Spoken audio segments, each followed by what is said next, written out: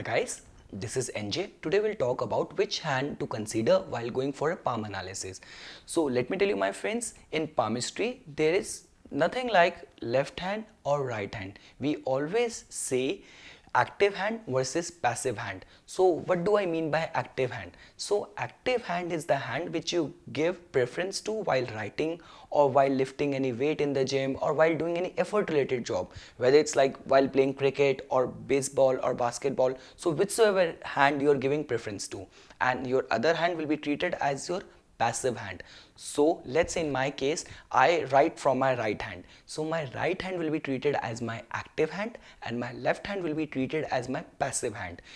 Your passive hand tells about your innate, your acquired traits. So whatsoever you are born with, your personality, your destiny and your characteristics which you are born with is being seen from your passive hand, and your active hand which tells with all your efforts what you have developed into your personality, your destiny and all your traits will be seen from your active hand. So this is your past, this is your present and could be your future. One more thing my friends, all your subconscious level of changes are seen from your passive hand, and all your physical and tangible environment changes are seen from your active hand. So let's say for example, if someone has fallen in love at age 20 and this person has like his whole attitude towards life has got changed because of his love affair. So these kind of changes, the major changes on his lifeline and fate line will be seen on his passive hand, because this person, his attitude towards life has got changed. Like lifeline describes your major events, fate line tells about your major transitions and all your major transition in the life. So all these things the change will happen in their passive hand, not in his active hand. And because his physical and tangible environment hasn't shown any changes. And one last thing, if you come across some cases like where people use both of their hands with equal efforts and equal efficiency, so in that cases you need to check that person's thumb, because what I've seen, what I found true in my research is your thumb is the soul of your hand. It tells about how determined and how willed you are in your life. So the whichever hand in the thumb you will find rigid, that hand can be treated as the active hand.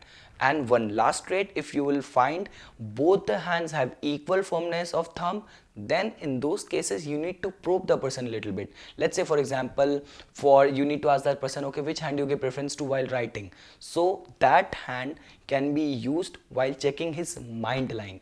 Mind line tells about your logical ability and your ability to comprehend things. So in that case, for any mental ability related things, you can check that hand which he uses for writing. And for his lifeline related concerns like his physical disposition, his health related concerns, you can check that hand which he uses for all the effort related work where more energy is required, like while playing cricket or while digging any hole in the ground. So whichever hand he is using, that hand can be used to check all his lifeline related events. So my friends, this is all what I needed to say on this. And one more thing, for all the astrology lovers, your passive hand can also be treated as your moon chart, and your active hand can also be treated as your ascendant and lagna chart. So this is all what I needed to say on this.